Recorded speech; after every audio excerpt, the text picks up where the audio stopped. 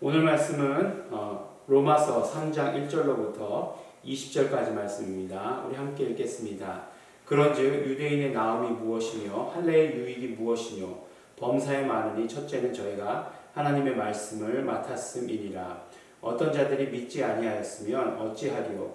그 믿지 아니함이 하나님의 미쁘심을 패하겠느뇨?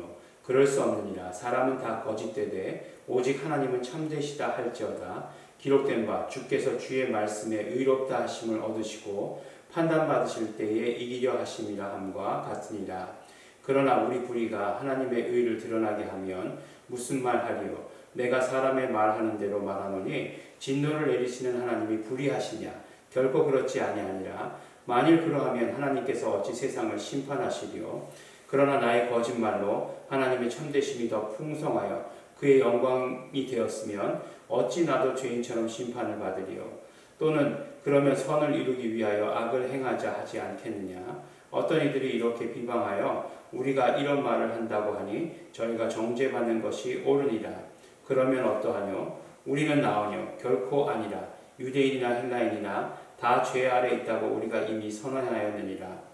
기록된 바 의인은 없나니 하나도 없으며 깨닫는 자도 없고 하나님을 찾는 자도 없으며 다 치우쳐 한 가지로 무익하게 되고 선을 행하는 자는 없나니 하나도 없도다. 저희 목구멍은 열린 무덤이요 그 혀로는 속임을 베풀며 그 입술에는 독사의 독이 있고 그 입에는 저주와 악독이 가득하고 그 발은 피 흘리는데 빠른지라. 파멸과 고생이 그 길에 있어 평강의 길을 알지 못하였고 저희 눈앞에 하나님을 두려워함이 없느니라 함과 같으니라. 우리가 알거니와 무릇 율법이 말하는 바는 율법 아래 있는 자들에게 말하는 것이니 이는 모든 입을 막고 온 세상으로 하나님의 심판 아래 있게 하려 함이니라.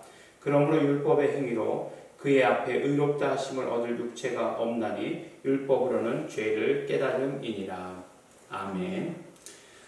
우리가 이제 로마서를 말씀을 이렇게 나누면서 로마서 1장과 2장에서 죄에 대해서 굉장히 많이 다룬 것을 이렇게 보게 됩니다. 항상 이 죄에 대해서 이야기하면 뭔가 이렇게 심각해지고 부정적이 되고 또 가장 큰 어떤 문제라고 한다면 나하고는 상관없는 이야기 아니야? 라고 이렇게 생각할 때가 많이 있습니다. 왜냐하면 죄라는 것에 대해서 사실 나는 그렇지 않다라고 이렇게 생각하기 때문에 그렇죠. 만약에 이렇게 그렇다고 생각해 보시기 바랍니다. 이제 우리가 가장 쉽게 이제 접할 수 있는 게 교통법규니까, 예? 어떤 사람은 빨간 신호에 갔어요. 예? 근데 나는 이게 선을 조금 밟았어. 예? 그러면 어떻게 했습니까? 저 사람은 빨간 신호에 가기까지 하는데 나는 이렇게 선을 조금 밟은 것이 무슨 죄가 되겠어? 라고 이렇게 생각할 수 있지 않겠습니까?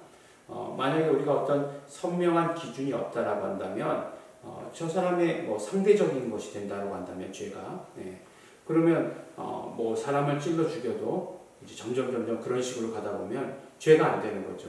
실제로 죄가 안 되는 경우가 있죠. 전쟁터에서 적군을 많이 죽이면 그건 죄가 안 되는 거죠. 오히려 어떻게 됩니까? 상을 받게 되지 않습니까? 포상을 받게 되고 훈장을 받게 되고 하는 그런 것들이 있게 되는 것이에요.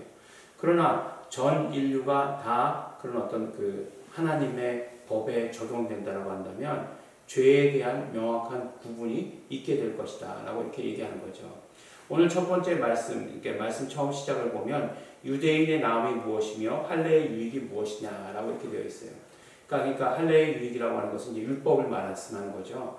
유대인의 나음이 무엇인가 하면 하나님의 말씀을 맡은 자로 이어왔다는 거죠. 그렇죠? 하나님께서 유대인들을 택하셔서 하나님의 법을 맡기셨어요. 그러니까 율법을 모든 사람들에게 다 주신 것이 아니라 바로 유대인들에게 맡기셨다라고 하는 것입니다.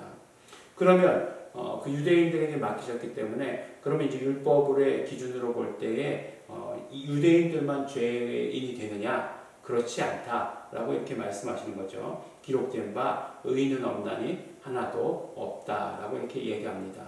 그래서 마지막 절에 우리가 읽은 마지막 절의 말씀에 보면 율법의 행위로는 그의 앞에 의롭다 하심을 얻을 육체가 없나니 율법으로는 죄를 깨달음이다.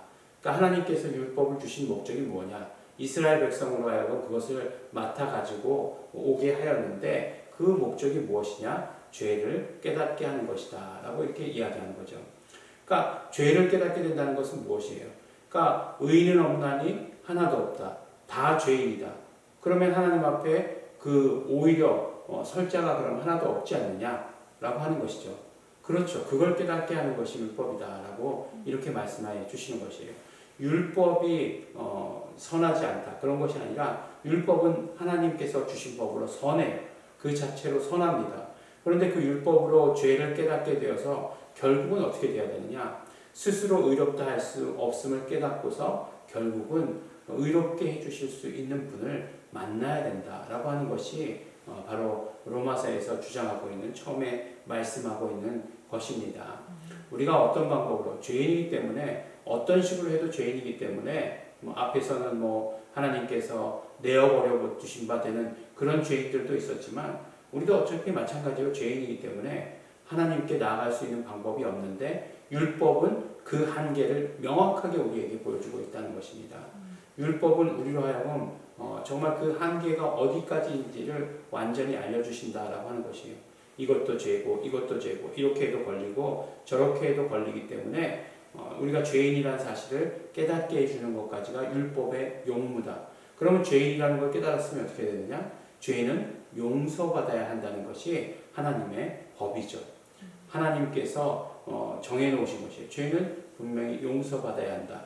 용서받는 방법은 어떤 것이죠? 피로써 값을 치러야 하는 것이에요. 그것이 하나님의 방법입니다. 그것이 하나님의 법이에요.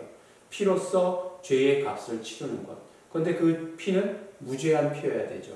그러니까 그래서 하나님께서 하나님의 독생자 예수 그리스도를 우리에게 이 땅에 보내주신 것입니다. 그로 말미암아 피 흘리게 하시고 그로 말미암아 우리가 정말 깨끗함을 얻게 하시는 그래서 하나님 앞에 나아갈 수 있는 자로 만들어 주신 것입니다. 오늘 말씀 굉장히 많이 읽어서 이렇게 되고 저렇게 되고 복잡하게 생각하실 수도 있는데 결국 율법이 필요 없다는 것 아니에요. 율법으로 죄를 깨달아야 되고 죄를 깨달은 자는 더욱더 예수님이 필요한 자가 되는 것이고 예수님이 필요한 자는 예수님의 그 공로로 말미암아 하나님 앞에 담대히 나아갈 수 있는 자가 된다라고 하는 것을 오늘 우리에게 말씀해 주십니다. 그러므로 어떻게 해야 됩니까? 우리가 정말 죄를 깨닫고 그 다음에 용서해 주시는 예수 그리스도를 날마다 붙들어야 하는 것이죠. 그렇다고 해서 우리가 죄를 함부로 지어도 된다라고 하는 건 아니죠. 죄가 용서받은 것, 그 죄가 용서받을 때에 어떤 과정이 있었다라고 하는 그 사실을 우리가 기억한다면 그 죄에 대해서 우리가 함부로 어떻게 할 수 있는 그런 사람들이 안 된다라고 말씀해 주시는 것입니다. 그 은혜를 이제 우리가 입었으니 죄를 깨닫는 그것을 통해서 오히려 우리는 죄로부터 멀어지는 그래서 그것을 이제 성화의 과정이다라고 이렇게 말하는 것처럼 우리는 그 길을 걸어가야 된다 이렇게 우리에게 말씀해 주십니다. 하여간 죄는 하나님께서 싫어하세요. 그 죄에 대해서 해결하시기 위해서 그 죄를 해결하시고자 독생자를 보내셨습니다. 그 죄를 깨닫게 하시고자 율법을 주셨어요. 그 율법으로 죄를 깨달은 자는 예수님을 만나라 라고 하는 것이 복음입니다. 아멘. 오늘도 우리가 예수님의 공로로 예수님을 만나서 예수님과 함께 우리 모든 삶을 사시는 성도 여러분 되시기를 예수 이름으로 축원합니다. 아멘. 기도하겠습니다. 하나님 아버지 감사합니다. 오늘도 우리가 정말 예수님의 피를 의지해서 살아갈 수 있도록 축복하여 주시옵시고 예수님을 만나는 자 되게 하여 주신 것 너무나 감사하고 감사드립니다. 아버지 하나님 우리가 율법의 의로는 아무것도 할 수 없고 오직 죄를 깨달을 뿐이라고 하는 말씀을 통해서 죄를 더욱더 깨닫게 되고 그러므로 말미암아 예수님이 더 필요한 자가 되는 그런 삶을 살아갈 수 있도록 아버지 하나님 축복하여 주시옵소서. 감사드립니다. 예수님 이름으로 기도드렸습니다. 아멘. 우리가 이제는 정말 예수님으로 말미암아 사는 자 되겠습니다. 우리 정말 예수님이 필요합니다. 나의 모든 죄를 씻으신 예수님 그 피를 오늘도 의지합니다. 우리 고백하시면서 우리 또 선포하시면서 다시 통성으로 기도하시겠습니다.